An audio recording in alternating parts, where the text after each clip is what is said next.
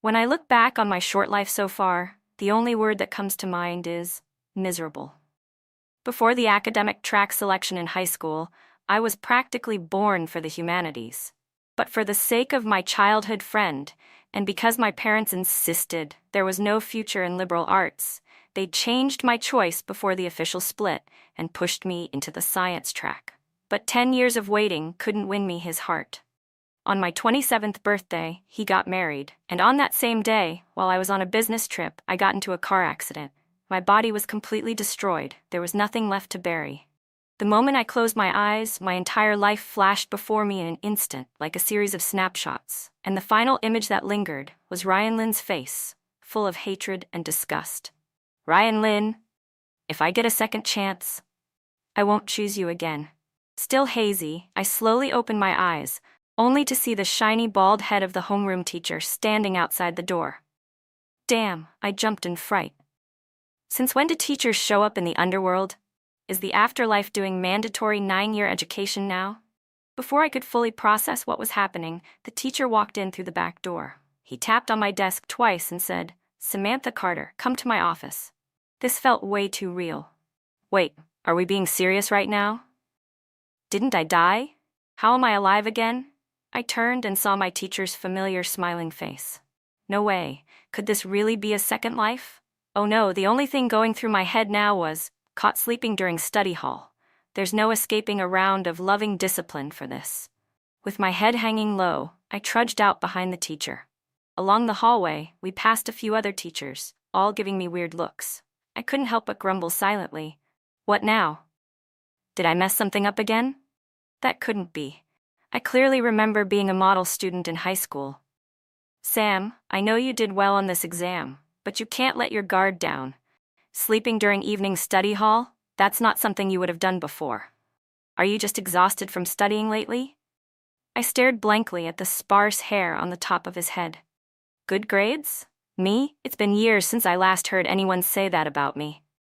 The last time I was praised for my academic performance was back in freshman year. Then it hit me. This must be the evening study session right after the first monthly exams of freshman year. Samantha Carter, Mr. Easton called me again. I quickly snapped back to reality and put on my obedient, well-behaved act. I'm sorry, Mr. Easton, it won't happen again. I was just really tired today. I promise it won't happen next time. With my usual reputation and good girl appearance, Mr. Fra Easton didn't give me a hard time. He quickly changed the subject. By the way, on the track preference form I gave out earlier, you filled in science. Suddenly, I remembered that after the first monthly exams, the teachers had us fill out forms to choose between humanities and science. I had chosen science after listening to my parents. But deep down, I wasn't happy with that choice. I was ranked number 1 in the entire grade for liberal arts. Practically perfect scores in every subject. But at that time, I hadn't had the courage to resist. Samantha, I talked with your other subject teachers about your scores. In science, especially math and physics, you didn't even pass. If you really want to pursue this track, you'll have to work extra hard. Mr. Easton, can I switch to humanities? I blurted out. My question clearly caught him off guard. Why the sudden change? What made you want to study liberal arts again? I took a look at my overall performance and realized I still prefer the humanities. Plus, I have a clear advantage there, I answered vaguely. Well, all right. Think it through carefully. The job prospects for humanities may be narrower, but if you really excel at it, it won't be a problem. Just don't say one thing now and change your mind later. Yes, sir, I replied, lowering my head and slowly walking back to the classroom. In my past life, right before the track selection, I was already struggling with physics. Even back then, Mr. Easton had advised me to pick the humanities so I wouldn't fall behind. And I had chosen liberal arts at first, but because of one impulsive decision, listening to my parents and trying to chase after Ryan Lynn, I chose the science track. In the end, physics kept dragging me down again and again. My other scores lost their advantage too. Eventually, I ended up just like everyone else, struggling to survive in a harsh and overcrowded job market. Back at my seat, I stared at the grade report from the first monthly exam and fell into deep thought. Chinese, 137. Math, 101. English 145, Politics 96, History 90, Geography 88, Physics 34, Chemistry 73, Biology 71. I vaguely remembered how, after the exam, because of my absolutely dismal physics score, my physics teacher took me for a walk around campus. He told me not to lose heart, that it was normal for a first exam, that I'd slowly improve. But maybe I really wasn't cut out for it. No matter how many problems I practiced, once I stepped into the exam room, I still couldn't solve them. I couldn't help but let out a sigh at the thought, when a voice next to me said, "You scored that well, and you're still sighing." Startled, I turned my head and saw my desk mate, Max Young. "Geez, Max, you scared me." He rolled his eyes. "What did the teacher want with you this time?" "What do you think? Got caught sleeping during evening study hall." Oh. And just like that, the last period of study hall passed with some light banter. The next day came quickly. Early in the morning, I was still groggily reciting a passage from the textbook. After barely surviving the brutal 50-minute morning reading session, I was just about to rest my eyes when someone came over and started trouble. "Hey, you must be Ryan's childhood friend, right? I'm his girlfriend. My name's Jenna Shu," said a girl in front of me, her voice sugary and sweet. I looked her over. She was probably a freshman like me. Long, flowing hair, pretty face. Honestly, she was quite attractive, but her foundation was too pale, and her lipstick way too red. Her makeup was obvious. I had no idea how she got past the dean's inspection like that. Putting on what I thought was a warm smile, I asked, "Can I help you with something?" "I heard you and Ryan grew up together, so I came to meet you and get to know the people around him better.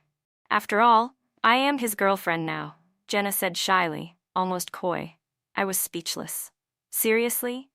Was she that afraid no one would know she was dating him? "Thanks, I guess, for making the special effort to let me know." "Let me clarify something," I said calmly. "Ryan Lynn and I aren't that close. We've just been neighbors for over 10 years. Childhood friends is a bit of a stretch. And honestly, you don't need to tell me about your relationship. That's between you and him." Her expression froze, and her eyes started to redden, like she was about to cry. Right then, Ryan Lynn showed up, and the first thing out of his mouth made me want to punch him. "Samantha Carter, seriously? Do you ever stop? Are you bullying Jenna again?" His face was filled with anger, like I'd done something completely unforgivable. If I were still 16, I might have kept quiet and swallowed my frustration. But now? I was 27. Bookmark. "Ryan Lynn, what the hell do you mean by again? When exactly have I ever bullied her before?" I snapped. "Actually, scratch that. Even if I had bullied her, she came to me first." I looked at him with pure disbelief. Unbelievable. And yet there are still girls out there who treat you like some kind of prize. Your little girlfriend came all the way over here just to inform me that the two of you are dating. What was that supposed to be? A claim of ownership? A challenge?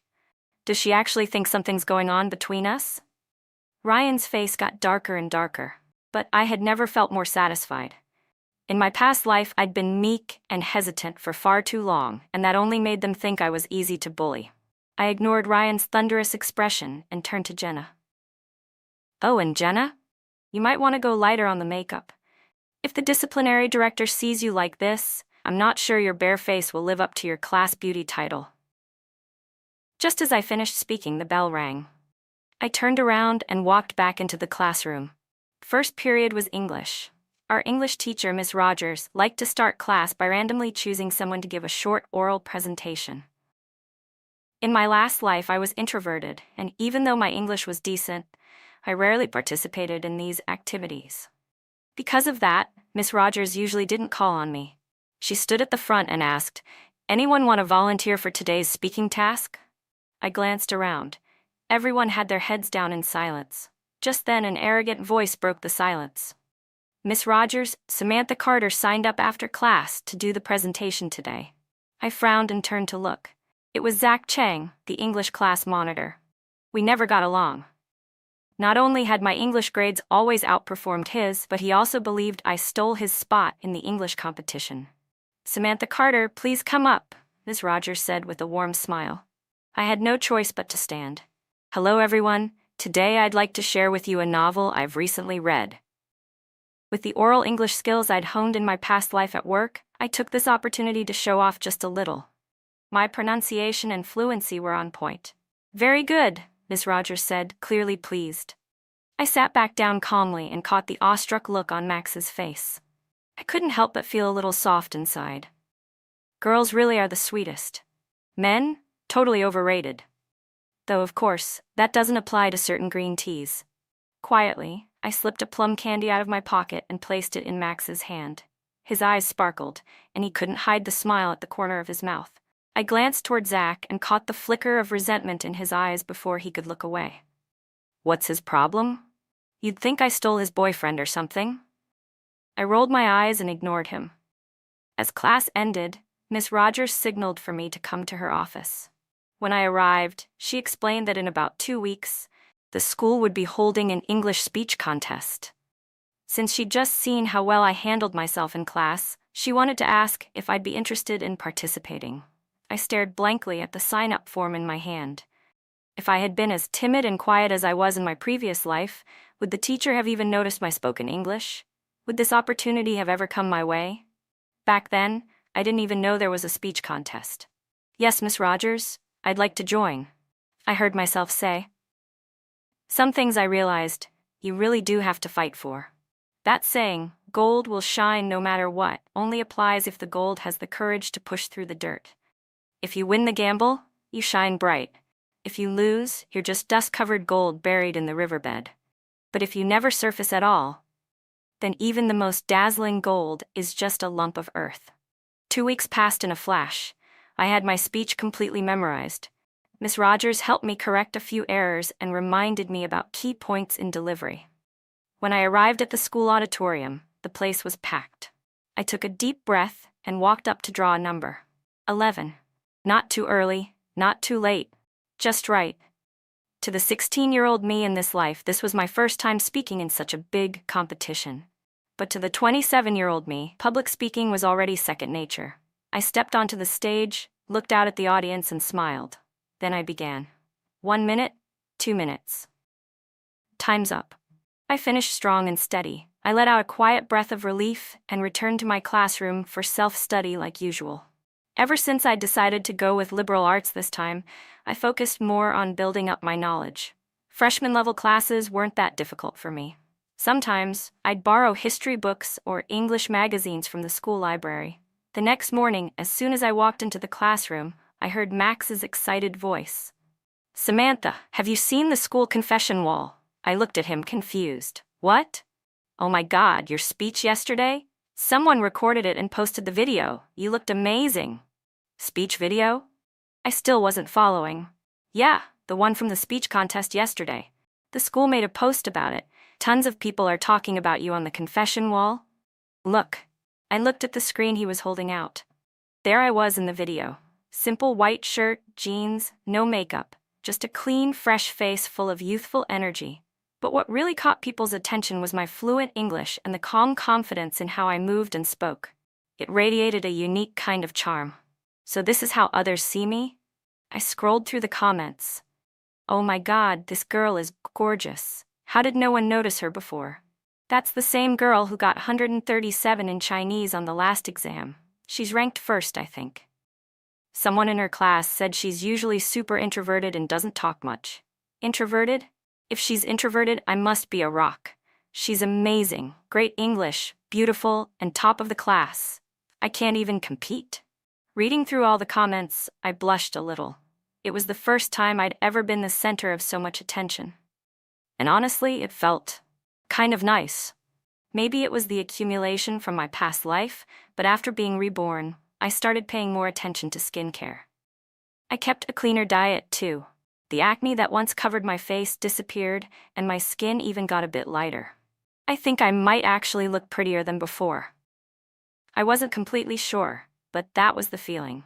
Soon, the day came for us to officially choose our academic tracks for the second semester of freshman year. "Everyone, listen up," said Mr. Easton, our homeroom teacher, pushing up his glasses. "Once you've filled out the track selection form, bring it up to the podium, and you can leave for the day." I stared at the big bold title, Humanities or Science Track Selection Form. Without a moment's hesitation, I wrote down my choice. Humanities. My deskmate Max Young leaned over and his eyes widened when he saw what I wrote. Samantha, you're picking humanities? Yeah, I nodded. He sucked in a sharp breath. But if your mom finds out, won't she totally lose it? I mimicked my mom's signature on the form, but the moment he said that, my hand paused. I couldn't stop my mind from recalling her sharp, piercing voice.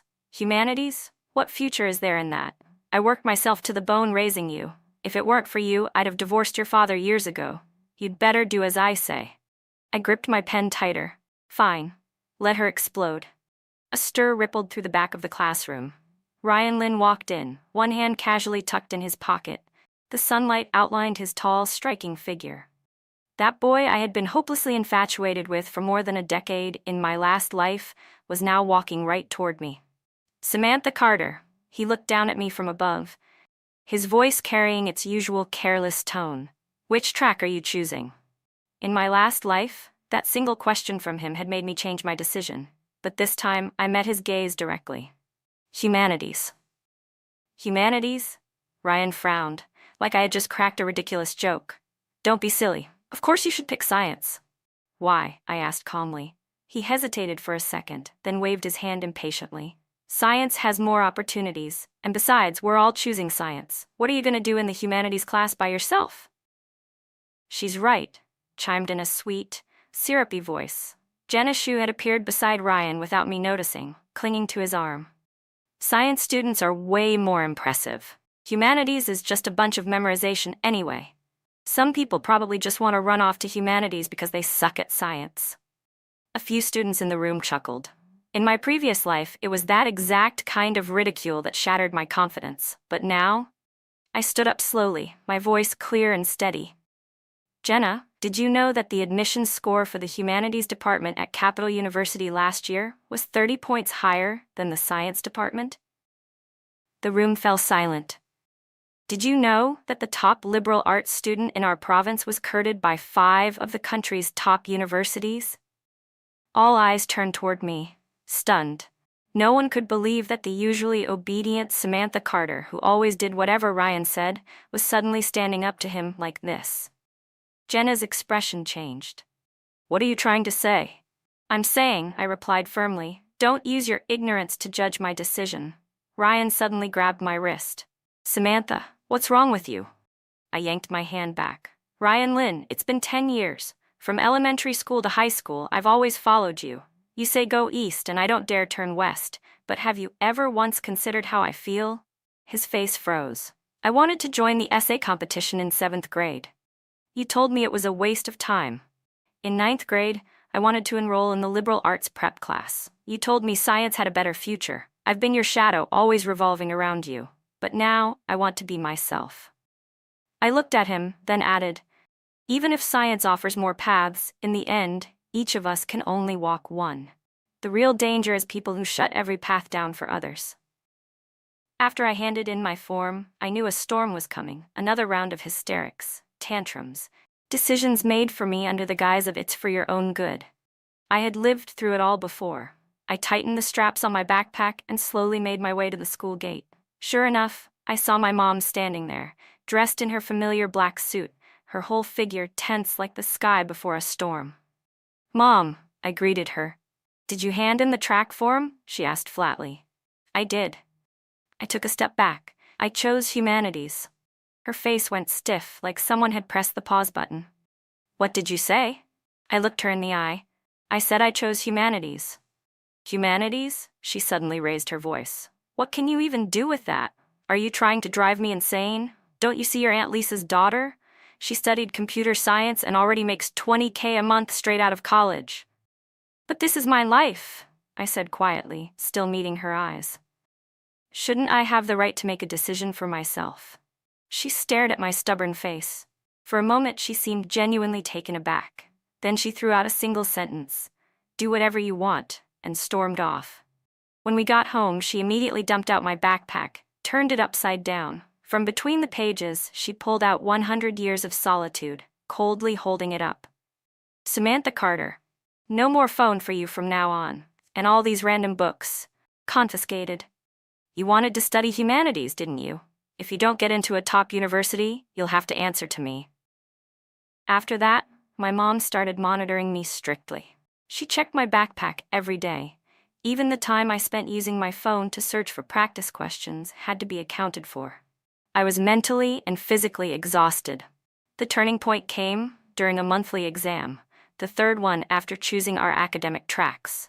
Our school had a habit of holding weekly and monthly tests, so there were at least 5 exams every month. After dropping physics, my scores stabilized. I consistently ranked first in the class and among the top 3 in the grade. But math remained my weak point. Whenever I couldn't solve a math problem, I had a habit of writing to clear my head. I had a special notebook for that, filled with little bursts of inspiration, some essays, and even a few short stories I wrote just for practice. After the monthly exam, we always had a ton of assignments to turn in, and it inevitably got a little chaotic. Our Chinese teacher asked us to submit our copying journals as usual.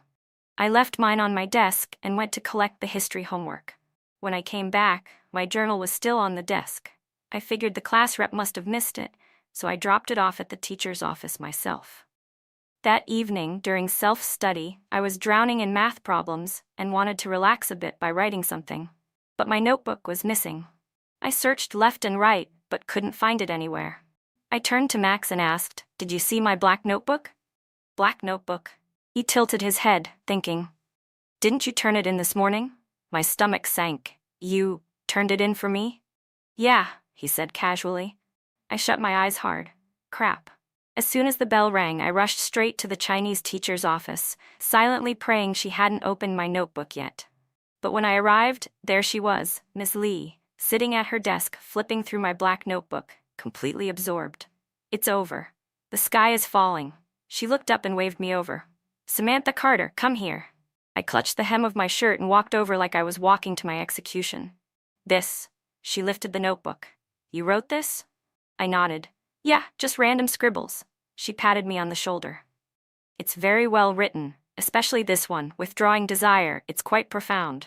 I didn't know what to say, so I forced an awkward smile. "Interested in submitting it somewhere?" she asked. It took me a moment to realize what she meant. "Wait, submit? I mean, really?" She nodded. "These short stories are quite good, and your essays aren't bad either. You can try. Nothing to lose." With her encouragement, I submitted 2 of my short stories to the school's literary magazine. I thought they'd disappear into a black hole, but to my surprise, a month later, I got a response. "Dear author, congratulations, your work has been accepted. Please keep your contact information up to date. We'll be issuing your payment and sending you complimentary contributor copies." The moment I received that acceptance message, I told Miss Lee right away. She was genuinely happy for me and encouraged me to keep writing, as long as it didn't interfere with my studies. She even promised to keep my secret. "But," she added with a smile, "if your scores drop in the next monthly exam, I will tell your homeroom teacher." Spending time with Miss Lee made me realize something. When you truly want to grow, the world finds ways to cheer you on. Well, everyone except Ryan Lin. In Chinese class, Miss Lee walked in with a stack of composition books in her arms. There were some excellent pieces this time, she said, especially one by Samantha Carter, titled Outside the Label. My heart skipped a beat. In my past life, none of my essays had ever been praised publicly. "This piece is thoughtful, fluent, and, most importantly, emotionally honest," Miss Lee said, adjusting her glasses. I asked Samantha for permission to read a section aloud to you all. As my words came to life through her voice, echoing across the classroom, I felt something strange rise inside me. In my past life, all the writing I did at work got torn apart and rewritten by clients. But now my own original words were being read, appreciated, and treated with genuine respect. It was then I realized, only when we stop measuring ourselves by others' standards can we truly begin to understand who we are inside. When Miss Lee finished reading the final sentence, the classroom erupted in enthusiastic applause. My new deskmate, Max Young, jabbed me in the arm. "Samantha, that was amazing. How did you get so good at writing?" "Just lots of reading and practice," I replied modestly, though a warm feeling bloomed inside me. So this is what it feels like to be genuinely recognized for something you're good at. After class, a few classmates who usually didn't talk much gathered around, asking me questions about writing techniques. I patiently answered them one by one. Then I noticed a familiar figure standing silently at the back door of the classroom. Ryan Lin. His face was dark and unreadable. Once the others had dispersed, he came over. "You're pretty popular these days," he said flatly. "Do you need something?"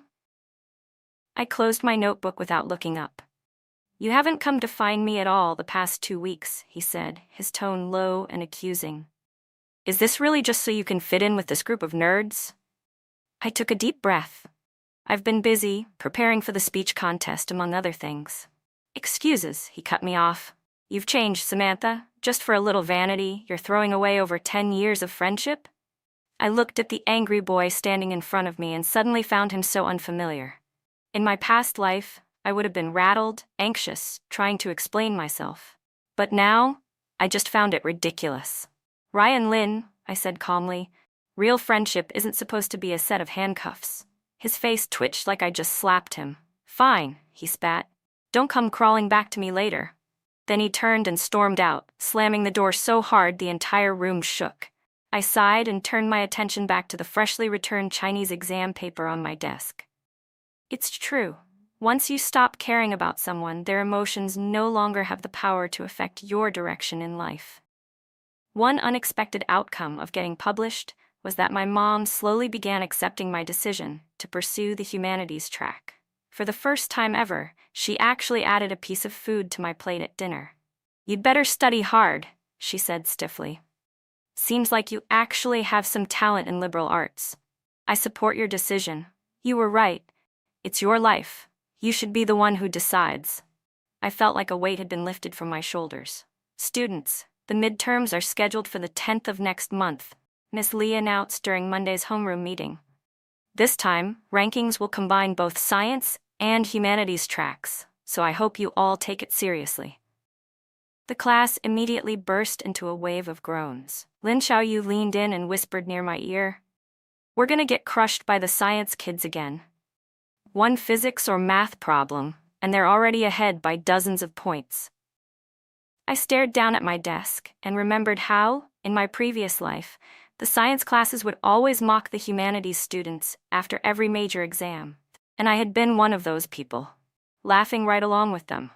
But now that I was on the receiving end, I realized just how unfair the whole system really was. "Quiet," Ms. Lee said gently from the front. "I know you're all under pressure, but humanities has its strengths too." Her gaze swept the classroom and landed on me. For example, Samantha Carter scored 3rd in the entire grade on last month's English exam. Every single head turned toward me. I could feel my ears burning. I lowered my head, pretending to straighten my notes. "I'd like to propose forming study groups," Miss Lee continued. "This way, we can help each other improve by combining our strengths." As soon as the bell rang, several classmates came over. "Samantha, how do you study English so well? Can you share your methods?" One question after another was thrown at me. I hesitated for a second, then said, "I think reading original English books helped me the most." "But we can't even remember the textbook vocabulary," a boy groaned. "How are we supposed to read real books?" I bit my lip and suddenly thought of the book club back at the company in my previous life. "What if we start a reading group?" I suggested. "We can begin with something easy. Read 1 chapter per week, discuss new words and grammar together." "That's a great idea." Lin Xiaoyu immediately jumped in. "Let's start with The Little Prince. It's short and not too hard." And just like that, Class 3 of the Humanities track had its very first English reading group. Only 5 people signed up at first.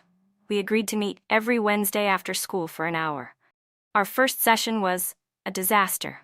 Just 3 short pages, and we had to look up over 20 words. Our pace was slower than a snail. By the end, one girl sighed in frustration. "At this rate, I don't think I'll finish this book in my entire life." On the way home, I racked my brain trying to think of ways to improve. How did the book club organizer at my company do it in my previous life? Right? Divide and delegate. Before the second session, I made thorough preparations. I divided the reading into sections and assigned preview tasks. I even prepared background info on the author. The difference in efficiency was obvious. This time, we actually started discussing the meaning behind the story.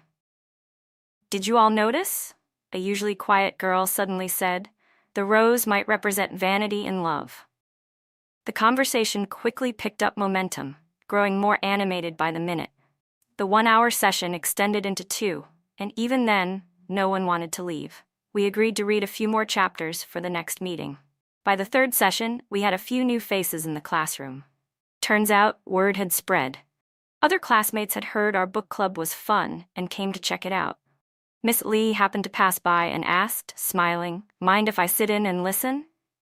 A month later, our little club had grown to 15 people. We had to relocate to an unused science lab to fit everyone. We'd finished The Little Prince and had moved on to Flipped. What surprised me even more was that the class's average English score had increased by 6 points. At the next homeroom meeting, Miss Lee gave special praise to our student-led reading group. One Wednesday afternoon, I was busy preparing materials for our next meeting when Lin Xiaoyu suddenly burst into the classroom. "Samantha, guess what I just overheard outside the boys' bathroom?" "The boys' bathroom? What were you doing there?" I asked without even looking up. "Not the point," she whispered, leaning closer. "Ryan Lin and his little gang were trash-talking you." I paused. "What did he say?" "He said," she lowered her voice and mimicked Ryan's arrogant tone, "Samantha's getting cocky. Once the midterm math test gets hard, she'll crash and burn. She'll come crawling back to me for tutoring." It made my blood boil. I froze for a moment. In my past life, hearing something like that would have crushed me. But now, it was just pathetic. Ryan had always believed that my decision to switch to the humanities track was impulsive and emotional, a tantrum waiting to fail. "Don't worry about him," I said, patting Lin Xiaoyu's shoulder. "We've got more important things to do, like finishing today's discussion guide." Still, deep down, Ryan's words stung. The mixed ranking for the upcoming midterms would be a real challenge, especially in math, where science track students had a clear edge. But I made up my mind. I had to do well, not just to prove something, but to show what humanities students were capable of. The next 2 weeks were a whirlwind of studying. I woke up at 5 a.m. every day, spent the first hour memorizing political science and history. During breaks, I did English listening practice. At lunch, I tackled math problems. At night, I reviewed liberal arts material until midnight. Using what I remembered from my previous life, I focused especially on the types of long-form math questions that were likely to appear. The night before the midterms, I couldn't sleep. I kept imagining Ryan sneering if I failed. At 2 a.m., I got out of bed, opened my journal, and wrote, "This isn't about proving anything to others. It's about not letting myself down." The exams lasted 3 days. In math, the hardest subject, I ran into a few problems that completely stumped me. I walked out of the room with sweaty palms. But the Chinese and English sections went well, especially the essay. I managed to weave in the content I had carefully prepared. When the final bell rang on the last day, I let out a long breath. No matter the results, I knew I had given it my all. While we waited for the grades to be released, the book club continued as usual. We started reading 1984, and the discussions were more spirited than ever. Miss Lee often joined in, offering her own insights. After one session, she pulled me aside. "Samantha," she said, "you've changed the learning atmosphere of this whole class. That's something rare." "I just helped organize a few things," I said, feeling a little embarrassed. "No," she said seriously, looking me in the eyes. "It's more than that. You helped everyone see what's possible. That's something valuable." Then, on Friday morning, the grades were finally posted. Lin Xiaoyu and I squeezed into the crowd gathering around the posted results, scanning from the bottom up to find our names. That was a habit among humanities students, because we usually didn't expect to show up near the top. "Oh my God, Samantha!" Lin Xiaoyu suddenly screamed. "You're here!" She pointed toward the top 30. My name was right there. Number 20, Samantha Carter. Humanities Class 3. What shocked me even more was that I ranked 4th in the entire grade for English. "This can't be real," I murmured. In my previous life, my best ranking had only ever been somewhere in the 80s. "Look," Lin Xiaoyu said excitedly, pointing at another board. 3 of the top 10 in English are from our class. Everyone in the reading group improved." I checked my full subject breakdown. Chinese, 139, Math, 110, English, 264. Even though math was still a weak spot, my other subjects had all exceeded expectations. On our way back to class, We crossed paths with a group from the science track. Ryan Lin was walking at the front.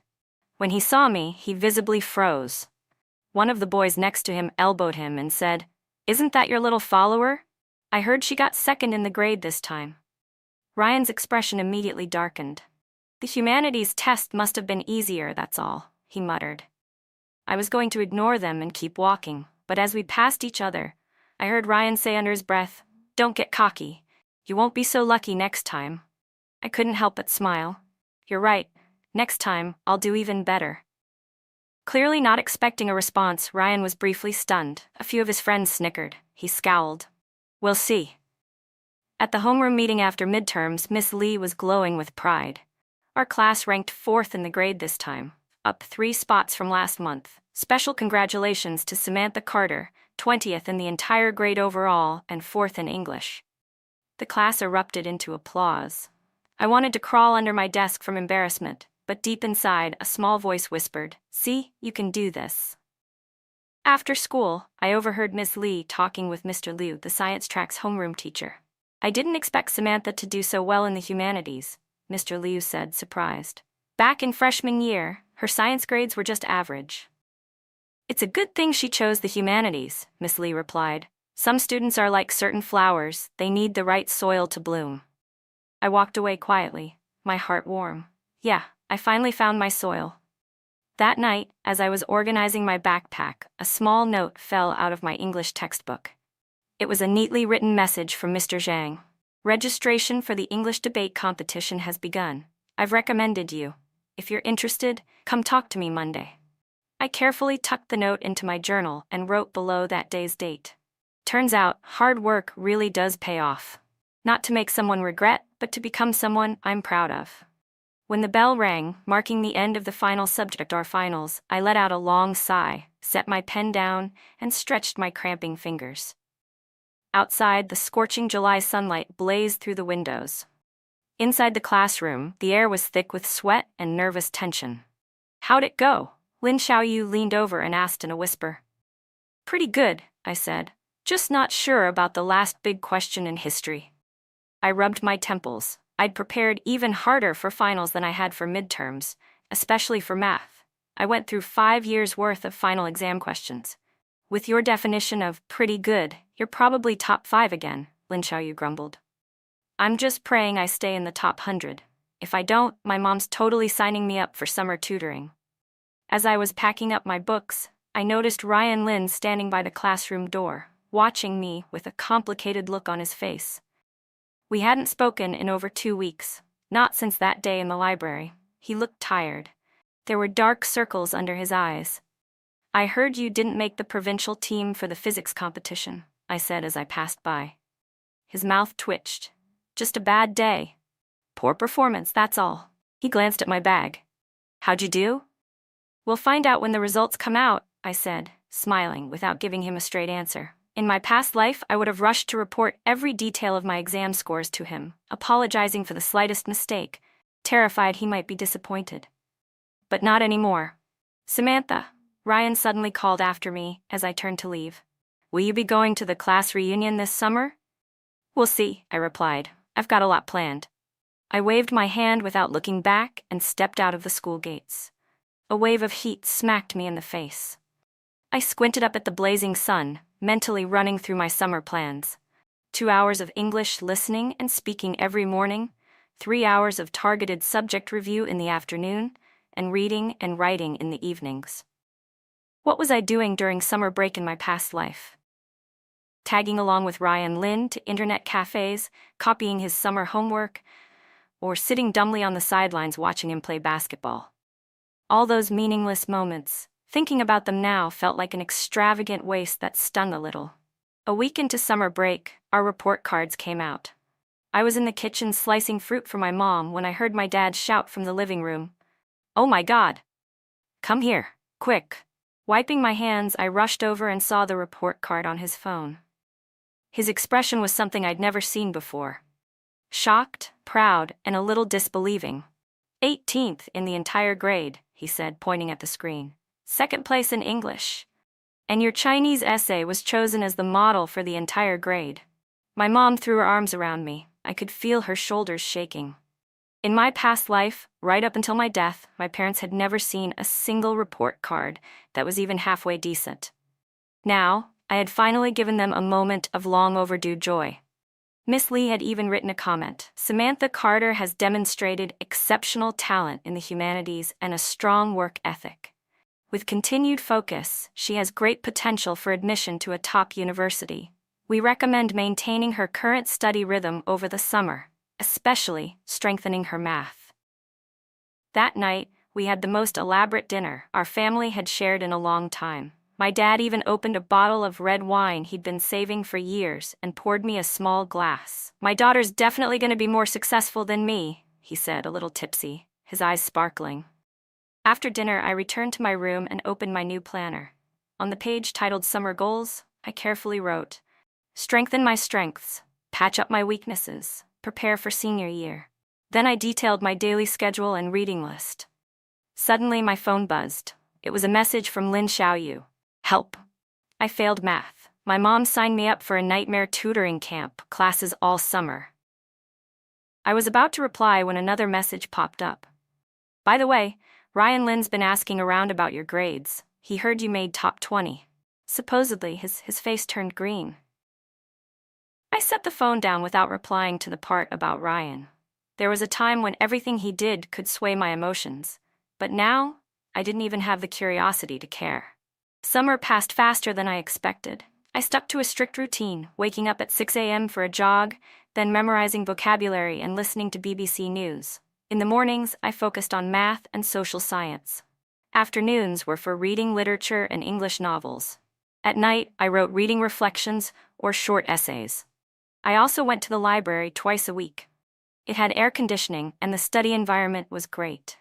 At the end of July, I received a reply from Youth Literature. The essay I had submitted 2 months ago, The Sound of Summer Cicadas, was accepted and would be published in their September issue. Enclosed was a 200 yuan payment slip and a handwritten note from the editor. "Your writing is delicate and emotionally sincere. We look forward to more of your work." I read the letter 3 times, then carefully placed it in my journal. It was my first officially published piece outside of school, and it thrilled me far more than any exam ranking. It was proof that my words had value. That writing wasn't just a private joy, it could be seen, appreciated. In mid-August, some classmates organized a reunion. At first, I didn't want to go, but Lin Xiaoyu wouldn't stop pestering me. "Please, I'll be the only one there alone. It'll be so awkward," she begged. "And you haven't seen everyone in ages. Don't you want to show off those amazing scores a little?" Eventually, I agreed, on 3 conditions. I'd stay no more than 2 hours, I wouldn't sing at karaoke, and I wouldn't drink. The gathering was at a buffet restaurant. We arrived a little late, and the private room was already packed with over 20 people. It was loud and chaotic, like a market. And there, right in the center of it all, surrounded like some kind of celebrity, was Ryan Lin. Ryan was in the middle of loudly complaining about the physics competition being rigged.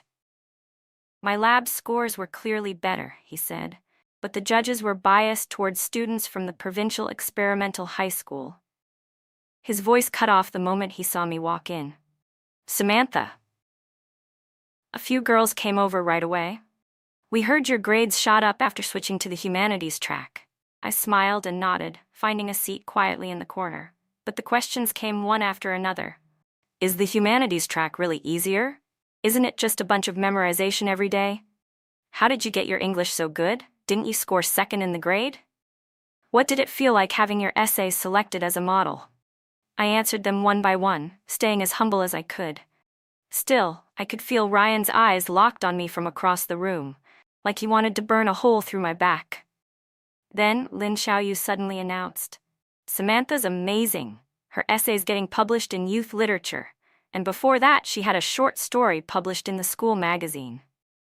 The room went completely silent for a few seconds, and then erupted into gasps and excitement. Several girls instantly asked to see my writing, and even the guys looked at me in surprise. At a regular public school like ours, students who got published in real literary journals were incredibly rare. "It's probably one of those vanity magazines you pay to get into." Ryan's voice rang out abruptly, cutting through the noise. There are tons of those scam journals out there now. Lin Xiaoyu was about to snap back, but I gently pressed her hand. Youth literature is published by the Provincial Writers Association. It's been around for over 30 years, I said calmly, locking eyes with Ryan. If you're curious, the September issue is in the school library. Ryan's face darkened. He suddenly stood up. Who even cares about some stupid magazine? Real skills come from the hard sciences. Competitions and awards, that's what actually matters. The reunion quickly fell apart after that. On the bus ride home, Lin Xiaoyu was still fuming. Ryan is just jealous. Word is, after he tanked the physics competition, he didn't even qualify for the independent admissions process at Tsinghua. I stared out the window at the city lights rushing past. Oddly enough, I felt completely calm. In my past life, Ryan's judgment would have sent me into a spiral of self-doubt. I might have even quit writing altogether. But now, I didn't need his approval to see my own worth. During the last week of summer break, I received an email from Miss Lee. The school had chosen me to give the student address at the opening ceremony for senior year. The theme was youth and dreams. I was asked to prepare a 5-minute speech. I spent 3 days polishing it, revising, rewriting, even recording myself and listening back to hear how it sounded. My mom became my first audience. After hearing the final draft, her eyes turned red. "My daughter's really grown up," she whispered. On the day of the ceremony, I stood backstage in a simple white shirt and navy pleated skirt. The school auditorium was packed with students and teachers. The noise of chatter rose like crashing waves. I took a deep breath, remembering all the times in my past life when I had to bow and bend over backwards for bosses, revising proposals just to please them. My nose stung with the rush of emotion. And now, please welcome Samantha Carter from Humanities Class 3 to deliver the student speech. I stepped onto the stage and adjusted the microphone. Sunlight poured in through the tall windows above the auditorium, landing right on the podium like a spotlight. Respected teachers, dear fellow students, good morning. My voice rang out clearly across the hall. Today, I'm not here to talk about how to get into a good university, but rather why we should want to. The speech went smoothly. I talked about why I chose the humanities track. I spoke of failure and persistence and how I found a path that truly belonged to me. The room was unusually quiet. Even the usually rowdy freshmen were listening intently. Halfway through, I noticed Miss Lei at the judges' table, nodding slightly with approval. "The most beautiful part of youth," I said, "isn't the moment we achieve our dreams, but the version of ourselves who gives everything in the pursuit of them." "Thank you." Thunderous applause followed, lasting nearly a full minute. When I stepped off the stage, my back was drenched with sweat. But inside, I felt lighter than ever, like I'd finally defeated the timid girl I used to be.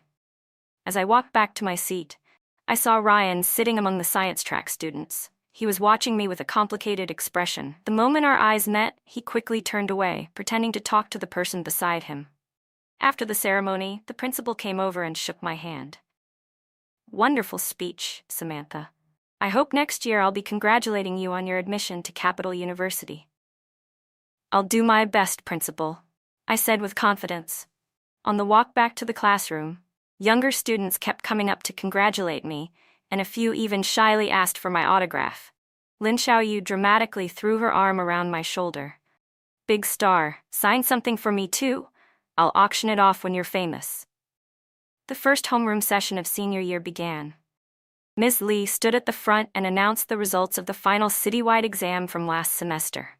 When she read out, Samantha Carter, the top humanities score in our school, ranked 47th citywide, the entire class erupted in cheers. That ranking meant that as long as I maintained it, getting into a top university was almost guaranteed. But Miss Lee's tone quickly shifted.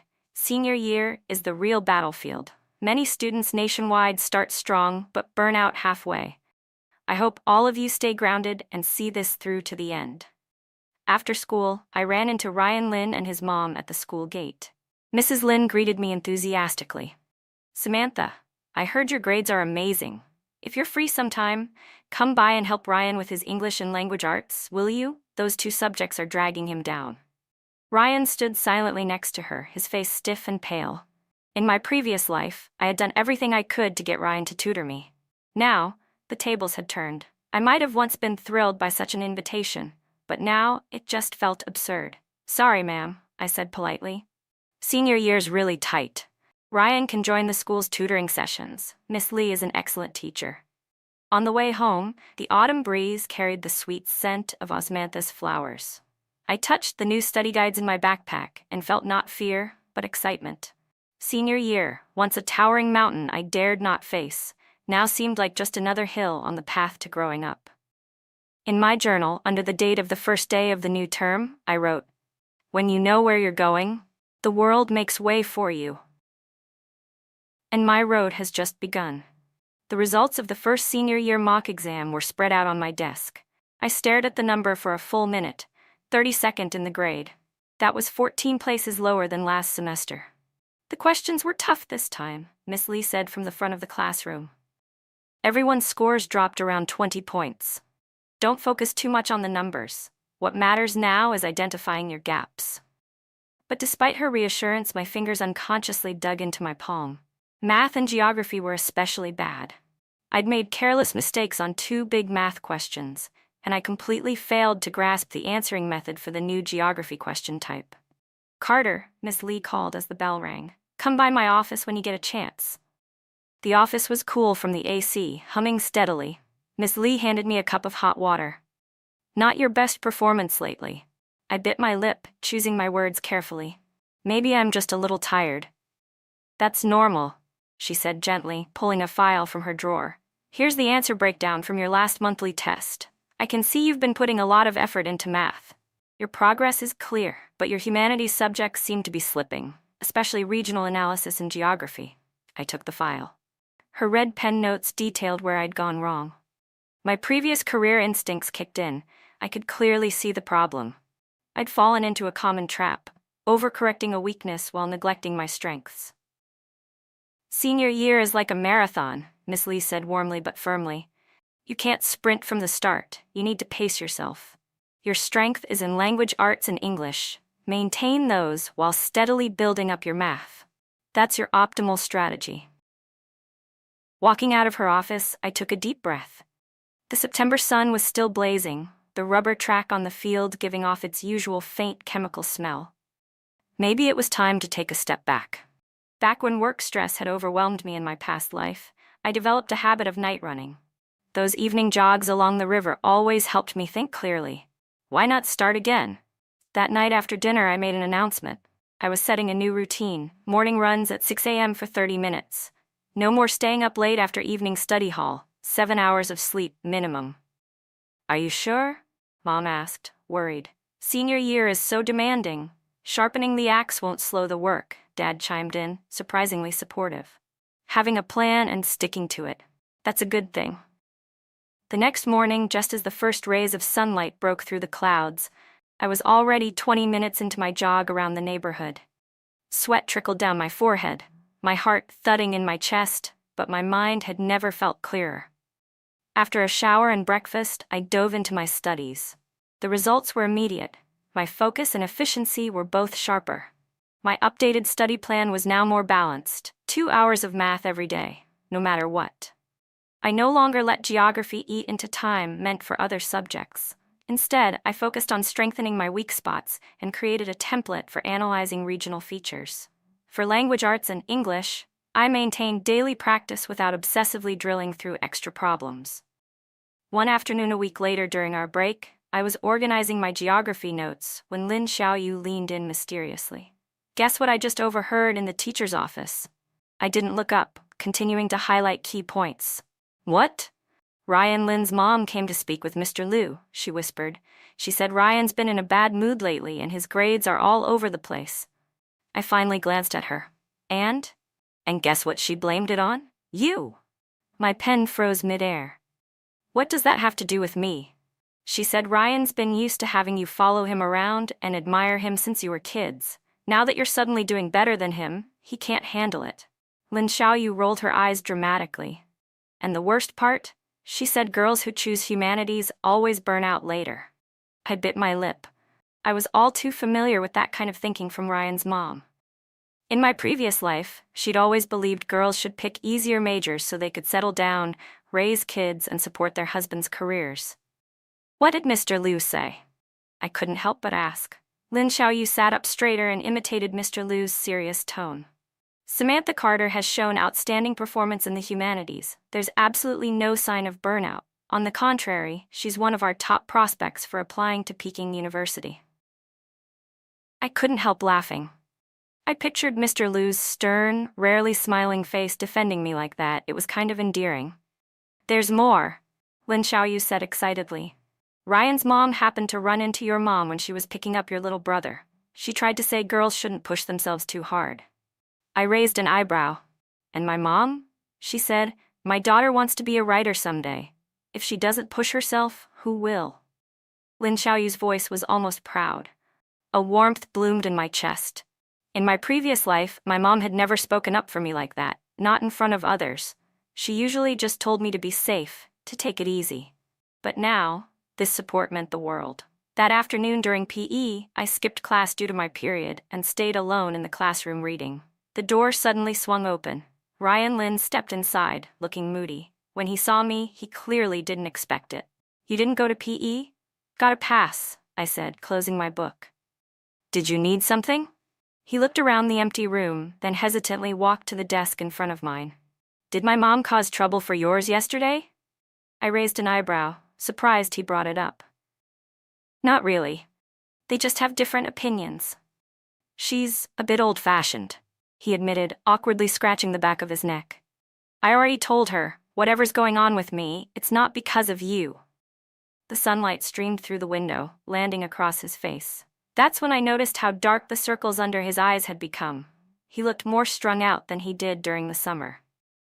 You okay? I asked, out of habit. What could possibly be wrong? He replied instantly, defensiveness kicking in. It's just one mock exam. But you don't think ranking in the top 30 a couple of times makes you something special. The college entrance exam is what really matters. I shook my head and said nothing more. In the past, his words would have cut me deeply. Now, they just seemed sad. He couldn't even show concern without disguising it as an attack. Ryan stood to leave, then suddenly turned back. Can I see that article you published? The request caught me off guard. I paused for a few seconds, then pulled the issue of youth literature from my bag. Here, Cicadas in Summer. He flipped quickly to the folded corner, scanned the first few lines, then froze. His expression was hard to read. I didn't think you could actually write.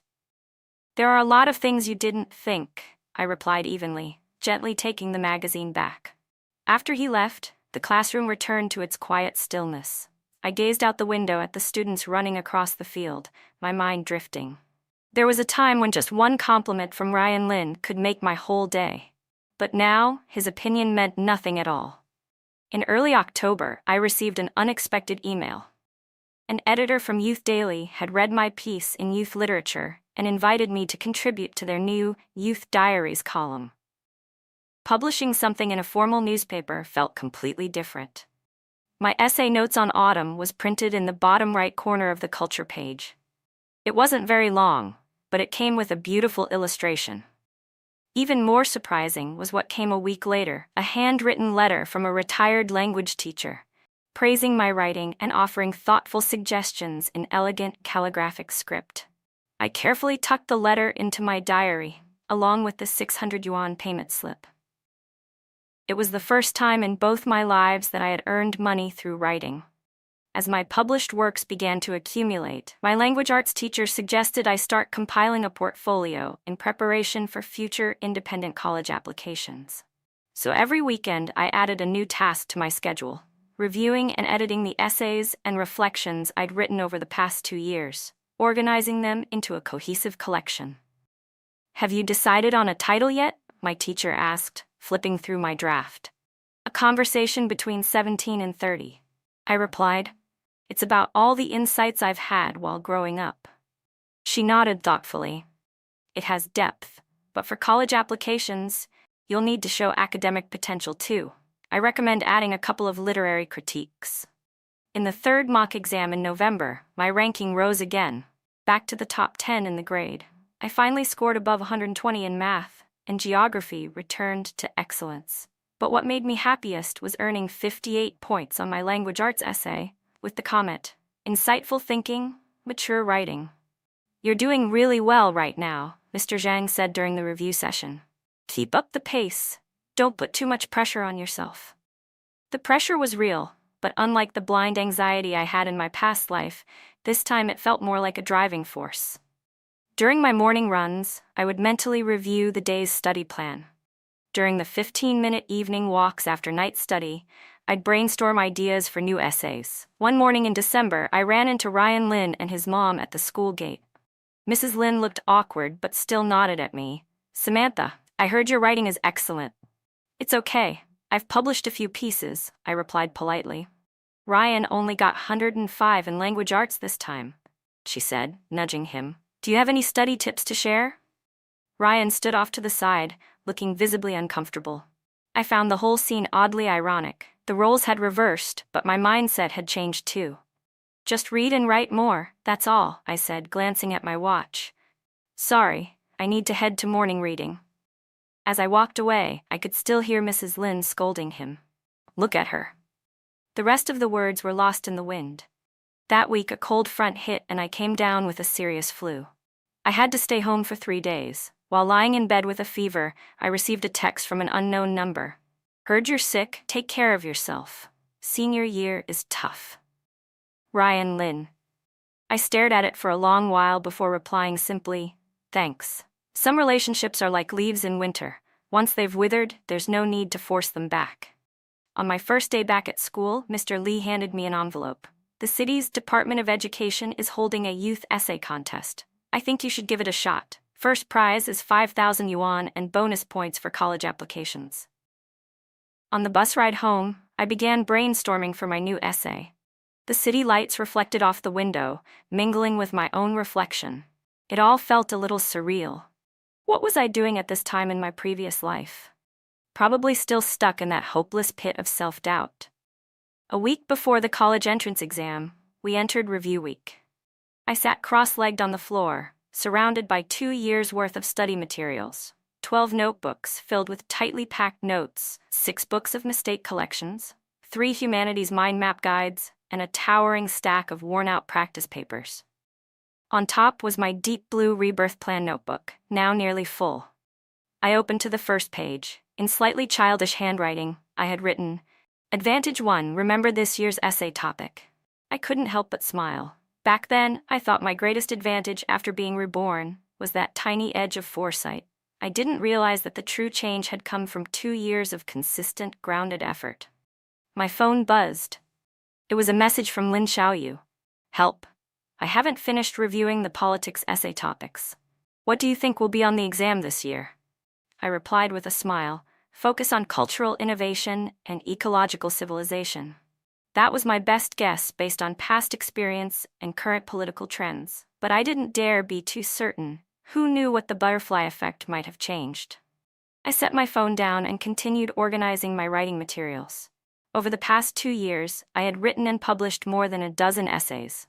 I sorted them by topic: social observation, personal growth, cultural reflection. For each category, I prepared a few strong excerpts that I could reference or adapt flexibly. Mom knocked and entered the room.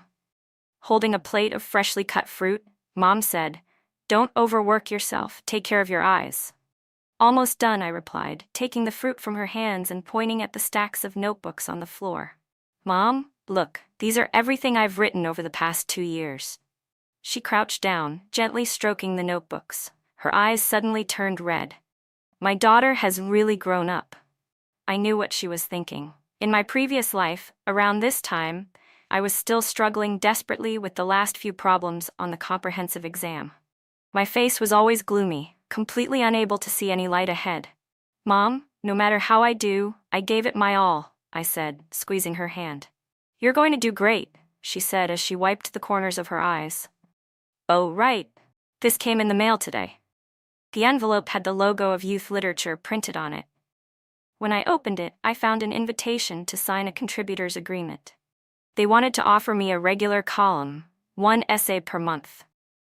On the night before the college entrance exam, I went to bed at 10 p.m. I didn't toss or turn like I thought I would. As soon as my head hit the pillow, I fell asleep. When I woke up in the morning, it was drizzling outside the window. I did a few light stretches, then ate the perfect score breakfast my mom had prepared: a fried dough stick and 2 boiled eggs. I carefully checked my admission ticket and exam supplies one last time. Nervous? Dad asked, unusually talkative, as we drove to the test site. A little, I said, looking out through the rain-streaked window. But mostly, I'm excited.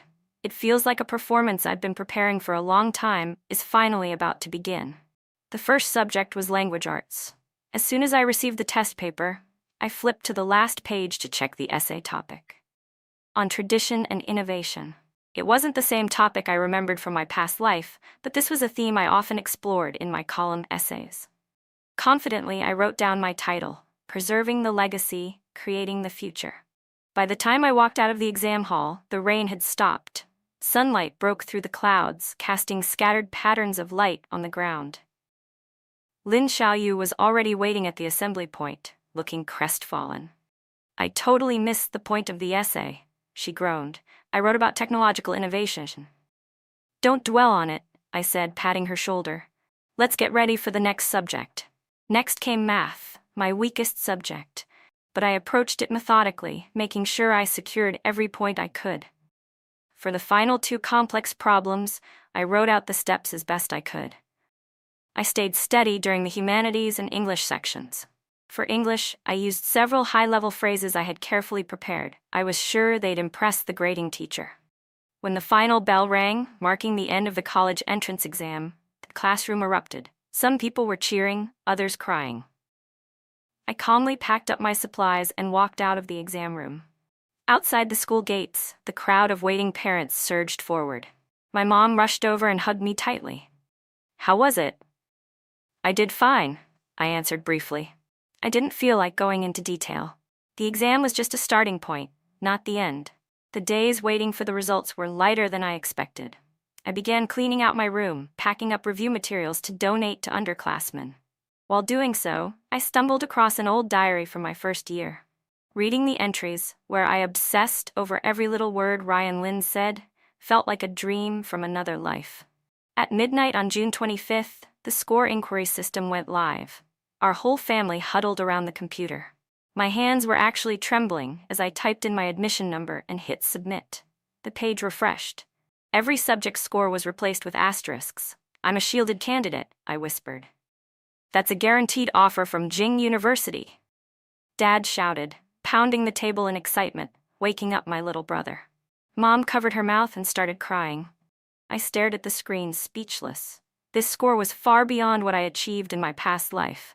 Far beyond even what I had dared to hope for. The next day, I returned to school to fill out my college application. I became the center of attention.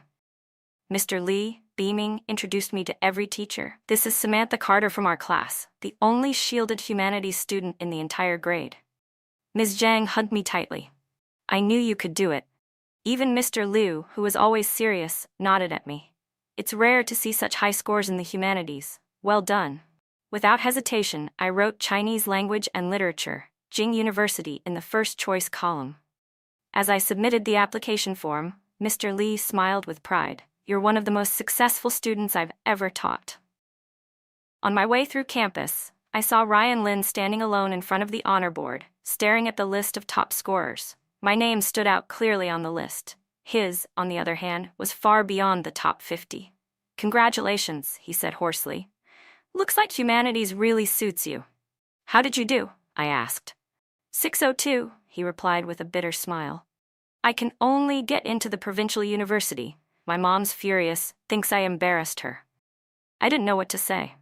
In my previous life, this was the time when he was beaming, preparing to attend a prestigious university in Shanghai, while I was stuck with a second-tier local college.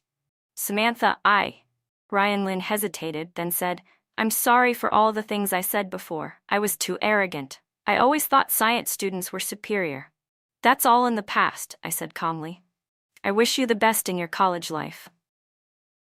At the graduation ceremony, I went on stage to receive an award as an outstanding graduate. The applause was thunderous. I saw Mr. Lee and Miss Zhang snapping photos like crazy.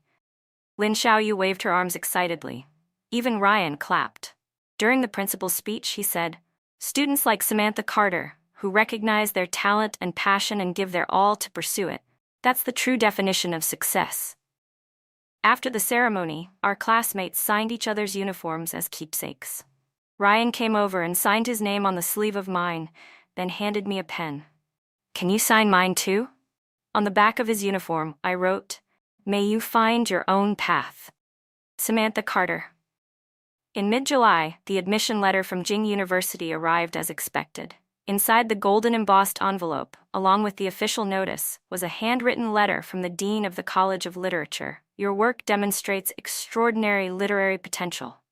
We look forward to seeing you shine at Jing University." I placed the letter and my published articles into a photo frame and hung it on my bedroom wall. Below it, I set my rebirth plan notebook. On its final page was the new plan I had written the night before. College goals: 1. Major in Chinese literature, minor in English. 2. Join the literary society and continue writing. 3. Strive for a study abroad opportunity. 4. Publish a collection of my work. In early August, I attended a high school reunion. This time, all eyes were on me. Everyone wanted to know the secret to getting into Jing University. Ryan didn't show up. I heard he had gone ahead to the provincial university's summer camp. At the gathering, a few boys who had once mocked me for switching to the humanities now sheepishly raised their glasses to me. "You had the right vision all along. If only we'd chosen humanities too." I just smiled. I didn't tell them that what mattered wasn't whether you chose humanities or science, but whether you stayed true to yourself. As I was leaving, our class president, slightly drunk, shouted, "When Samantha Carter gets famous, we can all brag we were her classmates." The summer night breeze brushed gently against my face. I looked up at the sky full of stars. Scenes from my past life flickered by like a carousel. The choices I made to please others, the opportunities I let go of out of insecurity, the foggy, unfulfilling years I spent in the workplace. All those regrets were finally mended in this life. Back home, I opened my diary and wrote one final entry. "Dear Samantha, when you read these words again, I hope you've become an even better version of yourself. Don't forget the courage you had at 17. Don't waste the miracle that gave you a second chance at 27. The road ahead is long, but this time you won't lose your way." From the you of the past.